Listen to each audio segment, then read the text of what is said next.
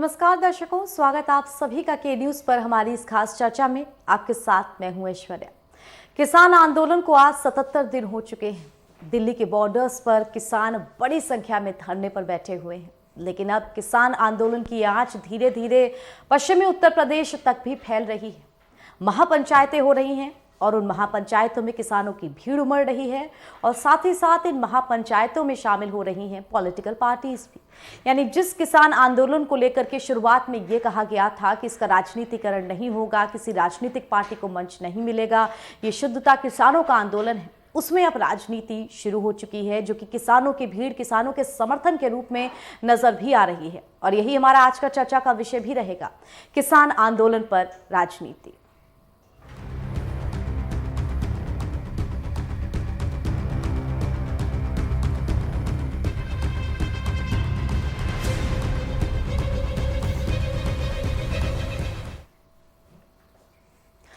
छब्बीस जनवरी की घटना के बाद से ही किसान आंदोलन अलग अलग परिस्थितियों के साथ गुजरा।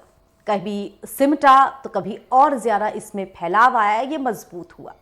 अब किसान आंदोलन जिस तरह से पश्चिमी उत्तर प्रदेश की तरफ बढ़ता ही चला जा रहा है, महापंचायतों में जिस तरह की भीड़ उमड़ रही है, वो इस बात का साफ संकेत दे रही है कि यहाँ के किसानों का भी एक मजबूत समर्थन इस किसान आंदोलन को हासिल है। और मौके की नजाकत को समझते हुए वो तमाम पॉलिटिकल पार्टीज जिनकी जमीन शायद पश्चिमी उत्तर प्रदेश में सिमट सी चुकी थी, वो भी अब अपनी जो फसल है उसको उगाने के लिए तैयार हैं, वहां पर अपनी जड़ें जमाने के लिए तैयार हैं। बात अगर अलग अलग पॉलिटिकल पार्टीज की कहें तो इसमें कोई दो राय नहीं कि किसानों से संबंधित पार्टियां हों या फिर शुद्ध रूप से पॉलिटिकल पार्टीज हों, समर्थन हर किसी को मिल रहा है। और मौके की नजाकत को समझते हुए कांग्रेस भी अपनी पुरजोर कोशिश कर रही है। प्रियंका गांधी की तरफ से इस बात को कहा गया है कि अगर कांग्रेस सरकार में आएगी तो इन तीनों जो काले कानून कहे जा रहे हैं कृषि के, उनको हम वापस ले लेंगे। ऐसे में क्या राजनीतिक पार्टियां इस किसान आंदोलन का हिस्सा बन चुकी हैं? क्या अब ये किसान आंदोलन शुद्ध रूप से किसानों का आंदोलन नहीं रहा? क्या इसके फायदे होंगे, क्या नुकसान होंगे, क्या समीकरण बैठेंगे? चर्चा करेंगे इसी मुद्दे पर। हम हमारे साथ मेहमानों का एक पैनल जुड़ चुका है, मगर आप सभी को एक छोटी सी विशेष रिपोर्ट दिखा दें।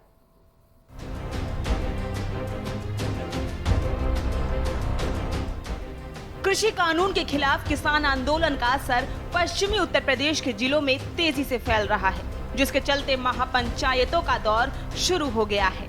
मौके की नजाकत को समझते हुए कांग्रेस ने भी पश्चिमी यूपी में अपनी सियासी जड़ें जमाने की कवायद शुरू कर दी है। तीनों नए कृषि कानूनों को लेकर केंद्र सरकार पर हमला बोलते हुए कांग्रेस महासचिव प्रियंका गांधी वाड्रा ने बुधवार को कहा कि केंद्र में कांग्रेस की सरकार बनने पर तीनों नए कृषि कानूनों को रद्द कर दिया जाएगा। उन्होंने कहा कि यह तीनों कृषि कानून राक्षस रूपी हैं, जिनका मकसद किसानों को खत्म करना है। यानी कुल मिलाकर जिस किसान आंदोलन की शुरुआत से ही किसान नेता ये कह रहे थे कि राजनीति पार्टियां इसमें शामिल नहीं होंगी, मगर अब पक्ष से लेकर विपक्ष तक दोनों तरफ से किसान आंदोलन पर राजनीति ही शुरू हो चुकी है। स्पेशल डेस्क रिपोर्ट के न्यूज इंडिया। तो पिछले करीब 77 दिनों से देश जिस आंदोलन को अलग अलग पक्षों से देख रहा है, बहुत सारी इसमें परिस्थितियां बदली हैं, बहुत सारे इसमें समीकरण बदले हैं, लेकिन सबसे बड़ा बदलाव शायद अब आने को है। जिस तरह से इस आंदोलन को किसानों का आंदोलन कहा जा रहा था और अब पॉलिटिकल पार्टीज भी इसमें जुड़ती चली जा रही हैं और उनको बड़े पैमाने पर सपोर्ट भी मिलता चला जा रहा है, इसी पर आज हम चर्चा करेंगे। हमारे साथ दर्शकों जो मेहमान जुड़ चुके हैं, आइए उन सभी से आपका परिचय करा देते हैं। बीजेपी की तरफ से हमारे साथ मनोज उपाध्याय जी जुड़े हुए हैं। मनोज जी, बहुत स्वागत आपका हमारी इस चर्चा में। कांग्रेस की तरफ से हमारे साथ सिद्धि श्री जी जुड़ी हुई हैं। सिद्धि जी, बहुत स्वागत आपका। और कुछ ही देर में किसान नेता आलोक वर्मा जी भी हमारे साथ इस चर्चा में जुड़ जाएंगे। मनोज जी, शुरुआत आपके साथ ही हम करेंगे, क्योंकि जो सत्ता पक्ष होता है सबसे ज्यादा जिम्मेदारी उसी की बनती है। 26 जनवरी के बाद से जिस तरह से इस आंदोलन में बदलाव आया और जिस तरह से अब खुद प्रधानमंत्री नरेंद्र मोदी ने भी एक लंबे चौड़े अपने भाषण में, जो कि 1 घंटे से ज्यादा का था, इसको समझाने की कोशिश की, पुरजोर तरीके से ये बोलने की कोशिश की कि विपक्ष गुमराह कर रहा है, तमाम तरीके की भ्रांतियां फैलाई जा रही हैं। लेकिन इन सब के बीच आपको ये नहीं लग रहा कि जितना लंबा ये आंदोलन खिंच रहा है, शायद सरकार को उतना ही नुकसान होता जा रहा है? जी ऐश्वर्या जी, आपने सही कहा। जितना लंबा आंदोलन खिंच रहा, नुकसान तो हो रहा है। सरकार का ही नहीं, पूरे देश का नुकसान हो रहा है इसमें। और रही बात विपक्षों की, विपक्ष अपनी जमीन तलाश रहा है, लेकिन हमारे देश का जो किसान है, हमारे देश के जो सम्मानित नागरिक हैं, वो इस बात को बखूबी समझ रहे हैं। क्योंकि आप अभी देखिए, अभी का जो है प्रियंका जी का कल जो है हमारे यूपी के सहारनपुर में उनका जाना हुआ। इसके पहले अगर थोड़ा हम पीछे जाके देखते हैं तो कोविड-19 में भी उन्होंने आई 2 दिन आती हैं, फिर उसके बाद गायब हो जाती है। जब काम नहीं सिद्ध होता है तो गायब हो जाती है। जमीन पे आना, जब तक ये लोगों का कोई काम नहीं, इनका काम है उकसाना, और ये वही काम कर रहे हैं। क्योंकि नहीं तो आपको भी, आप इसके पहले देखिए 26 जनवरी की जो घटना हुई थी, अभी तक बहुत शोर हो रहा था, वो आप पकड़ा नहीं गया आरोपी भी कल पकड़ा गया। मिला तो सरकार कभी नहीं, ये नरेंद्र मोदी जी की, ये भारतीय जनता पार्टी की सरकार है, चाहे वो यूपी हो चाहे वो दिल्ली में हो, बिल्कुल निष्पक्ष रूप से वो अपना मतलब निर्णय लेते हैं। और इसके लिए ना किसी प्रेशर में नहीं, वो भी चाहते हैं कि सरकार भी चाहती है कि किसानों के साथ बातचीत करके उसको बैठाया जाए। लेकिन अगर किसान के जो नेता हैं वो बहकावे में आ रहे हैं। अब भाई उतने दिन तक आप भी जानते हैं, हम भी जानते हैं कि कोई आम आदमी जो किसान है वो इतने दिन तक कहीं रोडों पे बैठ नहीं सकता। तो इससे भी स्पष्ट है कि वो किसान तो हैं। और दूसरी चीज हम आपको बता दें, उनको फंडिंग कहाँ से हो रही, बिना जिस प्रकार से आप ही लोगों के चैनल से, आप ही लोग भाई चौथे स्तंभ हैं पूरे देश के, वो आप लोगों द्वारा ही दिखाया जाएगा आने वाले समय में। जहां तक हमको लगता है, मैं अपनी व्यक्तिगत जो भावनाएं बता रहा हूँ कि जिस प्रकार से जो है वहां पे जब पिछली बार जो धरना हुआ था शाहीनबाग में, बाद में जो घटना आया कि भाई इनकी फंडिंग कहाँ से आई, रिजल्ट आया कि भाई ये बाहर से विदेशी जो है देश को तोड़ने के लिए हो रहे, तो ये ऐसा हमको नहीं लग रही। बात है कांग्रेस पार्टी की, तो कांग्रेस पार्टी को आपको बता दें, जब जब देश के विरोध में लोग खड़े हुए हैं, कोई नारा लगा, चाहे वो अफजल गुरु का लगा हो, चाहे वो जेएनयू का कांड हो, चाहे आप जहां भी आप देखिए देशद्रोही ताकतें हावी हुई हैं, कांग्रेस पूरे जोर शोर से वहां खड़ा हुआ है। कहीं भी आज तक देश के हित में कहीं हित का काम हो तो कांग्रेस नहीं खड़ी। बाकी रही विपक्ष की बात, हम यहाँ भी आप देखिए, सदन में भी आप देखिए, कल भी जब से सदन चल रहा है तो बजट पे लोग बातें कर रहे हैं, लेकिन कभी भी कांग्रेस पार्टी या जितने भी पक्ष हो, समाजवादी हो, कोई भी बजट पे नहीं काम कर। अगर वही अभी भारतीय जनता पार्टी की जो सरकार है, जो उनके सांसद हैं, वो अगर बजट से अलग हटते हैं तो देखिए अभी ये लोग कहेंगे बजट पे बात नहीं कर रहे हैं। आप देखिए कर रहे हैं तो वो लोग हट रहे हैं। दूसरी चीजों तो इनका तो काम है कि सरकार के विरोध अच्छी चीजों को भी स्वागत करना, तो इजाजत सीखे ही नहीं। देशद्रोही कामों में इनका अधिक से अधिक सहयोग रहता है, इससे अधिक जो है इसमें कहने की कोई बात है नहीं। ठीक है, आप जिस बात को देशद्रोही कह रहे हैं, सिद्धेश्वरी जी आपके पास में आऊंगी। जिस तरह से कांग्रेस उसकी एक्टिवनेस इस आंदोलन को लेकर के दिखी, हालांकि इस बात में भी कोई दो राय नहीं है कि कांग्रेस समर्थन में आती है, फिर सुप्तावस्था में चली आती है, फिर समर्थन में आती है, फिर सुप्तावस्था में चली जाती है। लेकिन अब जिस तरह से प्रियंका गांधी की तरफ से ये कहा गया है कि हम अगर सरकार में आएंगे, हम अगर सत्ता में आएंगे तो इन काले कानूनों को वापसी लेंगे, क्या विपक्ष का सिर्फ इतना ही समर्थन किसान आंदोलन को मजबूती देगा, या पुरजोर तरीके से जो चीज गलत है उसको समर्थन करना चाहिए? देखिए, भारतीय जनता पार्टी की ये नीति ही रही है कि आपदा में अवसर ढूंढना। किस प्रकार से वैश्विक महामारी कोरोना के चलते इन्होंने ये अध्यादेश पारित कर दिया 5 जून को, रातों रात ध्वनि मत से पारित हो गया। इन्होंने इसी प्रकार से इन्होंने मध्य प्रदेश में सरकार बना ली, राजस्थान की भी अस्थिर करने में जुट गए।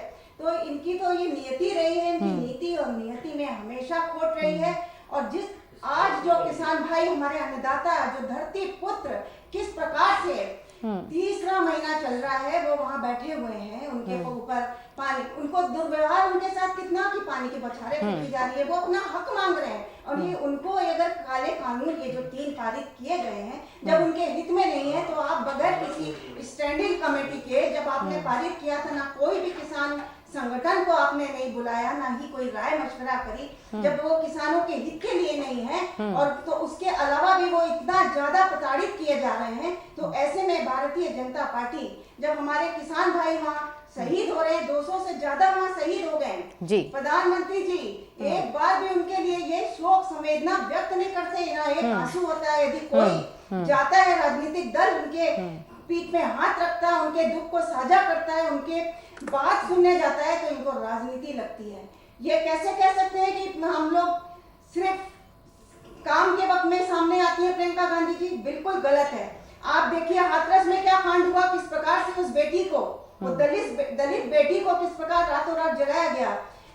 बिल्कुल तरह से उस पे कोई भी जो गिरफ्तार भी नहीं किया गया, जो अपराधी थे उनको पूरी तरह बचाने की कोशिश की गई। लेकिन सिद्धि जी, लेकिन जो किसान आंदोलन है सोनभद्र में जी, यही कारण हुआ, उन्नाव में भी जब तक प्रियंका गांधी जी नहीं आई, उनको उन लोगों को, उन बेटियों को न्याय नहीं मिला, तो ये कहना इनका बिल्कुल गलत है। बीजेपी के प्रवक्ता जो कह रहे हैं और किसी के, लेकिन सिद्धि जी यहाँ पर एक बात मैं आपको याद दिला दूं, किसान आंदोलन भले ही उन लोगों ने शुरुआत में इस चीज को लेकर के कहा था कि हम अपना मंच किसी भी राजनीतिक पार्टी, पॉलिटिकल पार्टी के साथ साझा नहीं करेंगे, हमारे मंच पे सिर्फ किसान ही दिखाई देंगे आपको, लेकिन फिर भी उनकी तरफ की ये टीज थी जो कि रह रह के सामने आती थी कि विपक्ष का एकजुट होकर के समर्थन नहीं मिल रहा है। अगर वो मिला होता तो शायद सरकार पे ज्यादा दबाव बनता, शायद ये चीजें सरकार पहले मान लेती। इस चीज को मानती हैं आप? सबसे बड़ी विपक्षी पार्टी कांग्रेस है, समर्थन ज्यादा मिलना चाहिए था किसान आंदोलन को आपकी तरफ से।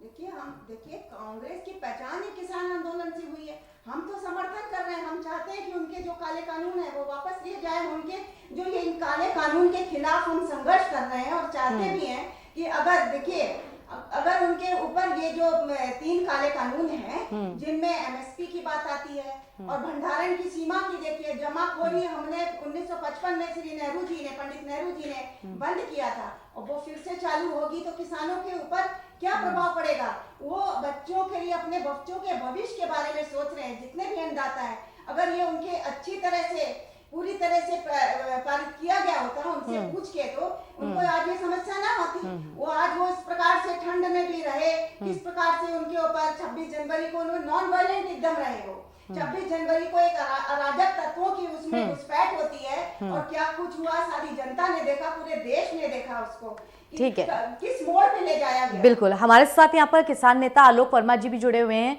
आलोक जी, बहुत स्वागत आपका हमारी इस चर्चा में। आपने मनोज जी को भी सुना, आपने सिद्धि जी को भी सुना।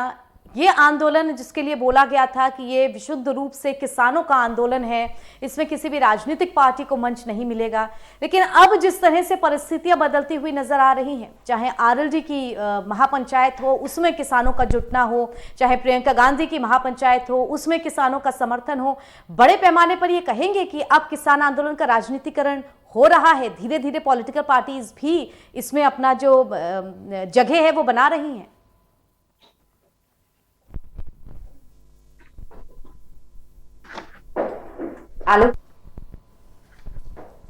आलोक जी, आप तक आवाज पहुंच रही है मेरी?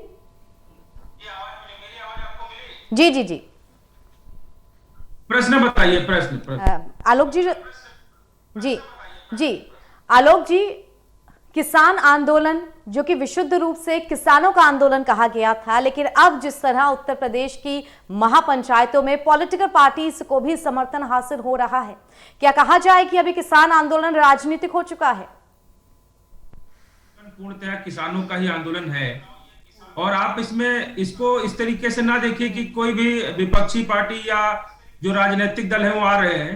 देखिए 28 तारीख की जो घटना हुई थी उसके बाद राकेश टिकैत जिससे मिलने कई राजनीतिक दल के लोग आए, लेकिन आप हमें यह बताओ कि जो हमारा आंदोलन चल रहा है, सिंधु बॉर्डर पर चल रहा है, टिकरी बॉर्डर पर चल रहा है, गाजीपुर बॉर्डर पर चल रहा है, आपको वहां पे कोई राजनीतिक झंडे दिखे?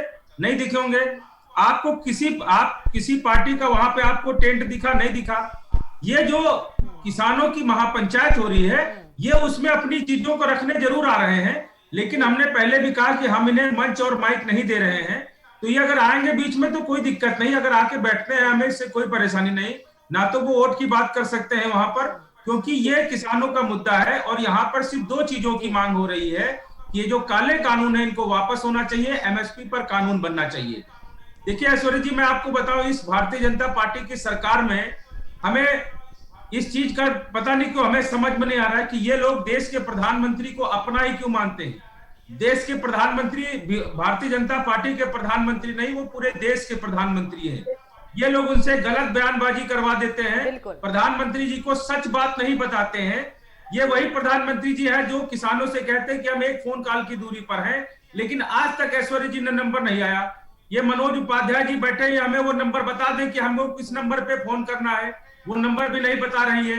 ना तो इन्होंने हमारा नंबर तो ले लिया, अपना नंबर नहीं दे रहे, और हम दिल्ली में ना घुस पाए, या इनकी मीटिंग में न जा पाए। एक तरफ तो ये कहते हैं ना कि किसानों के लिए सरकार के दरवाजे खुले हुए हैं। अरे भाई, दरवाजे खुले, रास्ते पे आपने कांटे बिछा रखे, हम कैसे आएंगे? फोन कॉल की बात करते तो आपको नंबर ही बता दो, उस पर फोन कर ले। तो देखो, ये तो इनकी एक बरगलाहट है। ये इस चीज पे ना करें। किसानों के सम्मान से कोई समझौता नहीं हो सकता है ऐश्वर्या जी। और ये जो बड़ी बड़ी पंचायत हो रही है, मैं फिर कह रहा हूं कि पहले तो 4 लाख ट्रैक्टर का वादा था, अब 40 लाख ट्रैक्टर हम इकट्ठा करेंगे और इस आंदोलन को पूरे देश भर में फैलाएंगे। उसके लिए पंचायतें हो रही हैं। लेकिन ठीक है, लेकिन सरकार की तरफ से तो कहा जा रहा है कि बातचीत के दरवाजे खुले हैं। ये तीनों कानून पूर्णतः किसानों के हित में है। इस चीज से कितना इत्तेफाक रखेंगे आप? हित में इतना है कि 1868 का धान किसान 1000 रुपए में बेचेगा। और ये इतना हित में है कि उत्तर प्रदेश में गन्ने का 4 साल में 1 रुपया नहीं बढ़ाया गया। और ये कानून इतना हित में है कि गन्ना एक्ट में जब लिखा है कि 14 दिन में अगर किसी किसान को गन्ने का भुगतान नहीं होगा तो उसको मैं ब्याज के भुगतान देना पड़ेगा। ये बता दें, किसी को ब्याज का भुगतान कर दिया, किसी को नहीं किया। 14 दिन में भुगतान कर नहीं पा रहे और चले उसकी बात करने की हम ब्याज सहित कर देंगे। ये किसान के लिए फायदेमंद है। किसान को फांसी का फंदा लगेगा, सोने की रस्सी से फांसी का फंदा लगेगा। ये किसान बिल जो है किसानों के लिए इतना लाभकारी है, आप समझ लीजिए। बिल्कुल, तो किसानों का ये बिल जिसे लेकर के तमाम तरीके की कवायद चल रही है। चर्चा करेंगे इसी मुद्दे पर। हम फिलहाल दर्शकों छोटे से ब्रेक के लिए रुक रहे हैं, लेकिन ब्रेक के उस पार भी कई सारे सवाल इस किसान आंदोलन को लेकर के बन रहे हैं। जैसे कि 77 दिन हो चुके हैं, सरकार और किसानों के बीच में कई दौर की वार्ता हो चुकी है, लेकिन फिर भी कोई निष्कर्ष नहीं निकला है। तो आखिर इस किसान आंदोलन की परिस्थितियां कब सुलझेंगी? और दूसरा ये कि तमाम तरीके की पॉलिटिकल पार्टीज जो अब राजनीति में अपनी जगह बनाने की कोशिश कर रही हैं, उसके क्या समीकरण बनेंगे, क्योंकि अगला वर्ष विधानसभा चुनाव का वर्ष है। छोटा सा ब्रेक, जल्द लौटेंगे।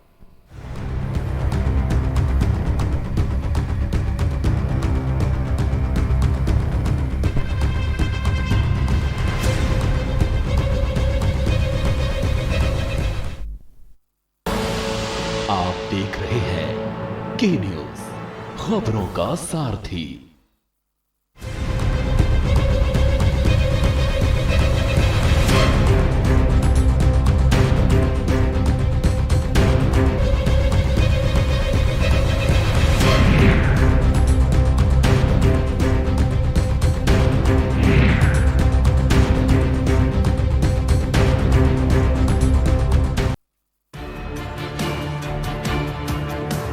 The Navy gives me ability. The Navy gives me action. The Navy gives me authority. The Navy gives you more. Indian Navy, an ocean of opportunities. आप देख रहे हैं के न्यूज, खबरों का सारथी।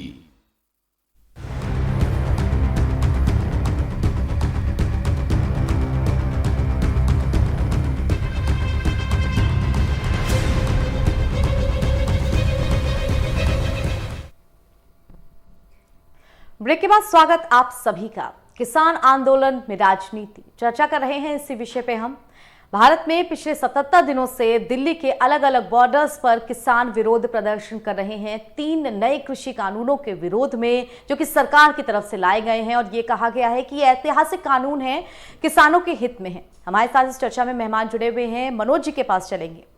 मनोज जी, जब शुरुआत में ये कानून लाए गए थे तो सरकार की तरफ से बहुत ही कॉन्फिडेंस के साथ इस चीज़ को बोला गया था, और अभी भी बोला जा रहा है कि ये जो कानून है ये किसानों के हित में है, ये ऐतिहासिक कानून है। लेकिन अगर इतने ही हित में है तो फिर क्यों आखिर इन कानूनों पर इतना बवाल मचा? इस पर हम लंबी चौड़ी चर्चा कर चुके हैं, लेकिन अब चर्चा करते करते चर्चा उस बिंदु तक पहुंच चुकी है कि जिस किसान आंदोलन के लिए ये सोचा जा रहा था कि शायद ये 1 दिन में खत्म हो जाए, शायद 1 हफ्ते में, शायद पहले दौर की वार्ता के बाद, और अब 10 दौर की वार्ताएं हो चुकी हैं। बीच में 26 जनवरी का जो प्रकरण हुआ वो ऐतिहासिक प्रकरण हो गया। लगता है आपको कि इतिहास जब लिखा जाएगा तो देश का सबसे बड़ा जो आंदोलन चला, क्यों चला, किस लिए चला, उसमें बीजेपी का नाम लिखा जाएगा? बीजेपी की कहेंगे आप एक सेटबैक है ये, सरकार पर एक तरह का डेंट है ये कि इतने दिनों में भी आप किसानों को नहीं समझा पाए, और शायद यही वजह है कि अब तमाम पॉलिटिकल पार्टीज की तरफ भी रुख कर सकते हैं हमारे किसान, क्योंकि वो देश की आम जनता भी हैं। बिल्कुल ऐश्वर्या जी, अभी आपने जैसे कि अभी हमारे किसान यूनियन के प्रवक्ता जी ने कहा कि यहाँ कोई माइक हम नहीं दे रहे हैं, किसी प्रकार का वोट की बात नहीं हो रही है। अगर वोट की बात ना होती तो प्रियंका वाड्रा कल ये नहीं कहती कि हमारी सरकार आएगी तो मैं भी वापस लूंगी। रही एक चीज है, किसानों को लुभावने का एक अवसर, वही अवसर दिया जा रहा है जिस प्रकार से पिछले चुनाव में राहुल गांधी जी द्वारा, कांग्रेस द्वारा जो उनका शपथ पत्र पारित होता है, उसमें उन्होंने कहा था कि हम अपने किसानों को 72,000 सालाना देंगे जी। किसानों ने उस पर विश्वास नहीं किया। कांग्रेस को ये सोचना चाहिए कि बिल्कुल किसान, बिल्कुल या हमारे देश के जो मतदाता हैं, जो हमारे देश के सम्मानित नागरिक हैं, वो उनकी बातों में आने वाले नहीं। क्योंकि अभी इसके पहले देखिए राहुल गांधी का बयान आता था कि अब राहुल गांधी जी ने ये जो प्रियंका वाड्रा जी ने कहा कि हमारी सरकार आएगी तो मैं वापस करूंगी। पहले तो मैं जानना चाहूंगा कि प्रियंका वाड्रा हो या राहुल गांधी हो, क्या ये खेती कभी किए हैं? क्या खेती किए होते तो राहुल गांधी ये नहीं करते कि ये मशीन लाऊंगा, वो मशीन जो है आलू डालेगा तो सोना निकलेगा।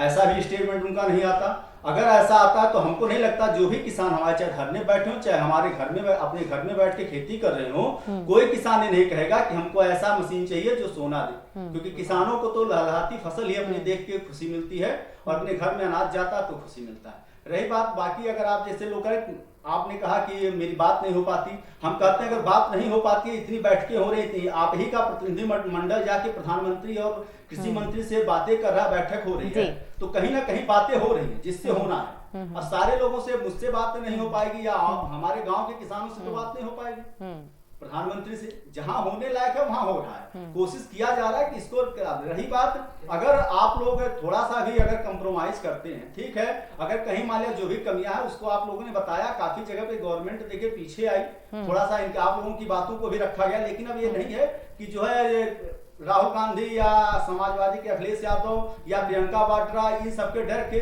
जो है भारतीय जनता पार्टी की सरकार पीछे हट जाएगी। तो जो है जहां बदलने लायक चीज जो है, लीगल चीज, वो प्रधानमंत्री जी अपने उसमें जो है बदला गया है। अब मीडिया में भी ये दिखाया गया, सारी जगह दिखाया गया। बाकी किसी के प्रेशर में ये कोई फैसला लिया नहीं जाएगा। हमारे साथ आलोक जी भी जुड़े हुए हैं। आलोक जी, यहाँ पे चर्चा का बिंदु ये भी है कि प्रियंका गांधी की तरफ से जिस तरह से ये बयान बोला गया है कि हमारी सरकार आएगी तो इन तीनों कानूनों को वापस लेगी, ये जो काले कानून हैं इनको नहीं वापस लिया जाएगा।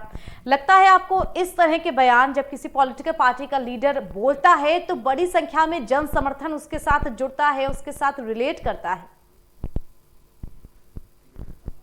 लेके आए, इन्होंने ये कहा था कि 2022 में हम किसानों की आय को दोगुनी करेंगे। दोगुनी नहीं कर पाए, उसकी किसान की आय आधी जरूर कर दी। अगर कांग्रेस पार्टी ये कहती है कि हम इस बिल को वापस करेंगे तो उनको भी मौका चाहिए, क्योंकि जब कांग्रेस ने किसानों के साथ कोई अन्याय किया तभी उनको सत्ता से बाहर किया गया, और अगर वो किसान हित की बात करेंगे तो उनको जरूर सत्ता में लाया जाएगा। किसान का भला करने वाली पार्टी हो, हमें उससे नहीं लेना, चाहे भाजपा बैठे चाहे कांग्रेस बैठे। अगर कांग्रेस ये बात कह रही है तो भारतीय जनता पार्टी को इतने ज्यादा बहुमत में किसानों ने बैठा है तो इसको कानून वापस ले लेना चाहिए, सबसे पहली बात। और अगर ये कानून वापस ही नहीं लेंगे तो मैं ऐश्वर्या जी आपको बता दूं कि अगर इनकी सरकार 5 साल चलेगी तो ये किसान का आंदोलन भी 5 साल चलेगा, लेकिन बिल वापसी और एमएसपी से नीचे बात नहीं बनने वाली है। इसके लिए किसान डटा हुआ है, अपनी मांगों को लेकर डटा हुआ है, और वैसे से नीचे नहीं जाएंगे। इन्हें जो कहना हो कह दीजिए। ठीक है आलोक जी, लेकिन जी आलोक जी, छोटा सा सवाल यहाँ पे, प्रधानमंत्री की तरफ से भी ये बात लगातार कही जा रही है कि मंडियां खत्म नहीं होंगी, एमएसपी भी वैसे ही रहेगी, ये भ्रम की स्थिति है। कहां पर लिखा है ये बताइए। अगर वो एक बड़े मंच से लोकसभा में इस बात को बोल रहे हैं तो शायद कुछ तो इस बात में वजन होगा, तभी इस बात को कहा गया है। प्रधानमंत्री जी की बात में वजन है, हम मानते हैं, लेकिन ये देश जो है आश्वासन से नहीं चलता, ये देश चलता है कानून से और संविधान से। आप ये बताओ, प्रधानमंत्री जी अगर ये कह सकते हैं कि एमएसपी खत्म नहीं होगी और किसान नहीं समझने को तैयार है, तो उनको कानून बनाने में क्या दिक्कत आ रही है? और इस बिल की जो बात कर रहे हैं, एक तरफ प्रधानमंत्री जी कहते हैं 1 नेशन 1 मार्केट, फिर हमें कहते हैं कि प्राइवेट में भी बेच दो और मंडी में भी बेच सकते हो।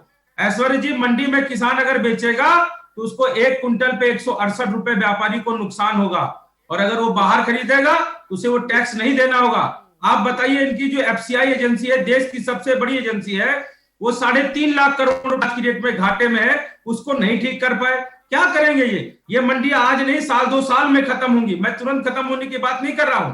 और प्रधानमंत्री जी जो कहते हैं एमएसपी थी, है, जारी रहेगी, हमने कभी नहीं कहा एमएसपी नहीं थी, लेकिन एमएसपी पूरे देश के किसानों को 100% नहीं मिल पा रही है। हमारी लड़ाई इसकी है, एमएसपी पर कानून बनाइए। एमएसपी जो है देश के सभी किसानों को मिलनी चाहिए, चाहे वो मार्केट में बेचे, चाहे मंडी में बेचे, चाहे किसी व्यापारी को बेचे। किसानों का जो हित है वो सरकार की प्राथमिकता होने चाहिए हमेशा। सिद्धि जी, इसी बिंदु को लेकर के आपके पास में आती हूँ।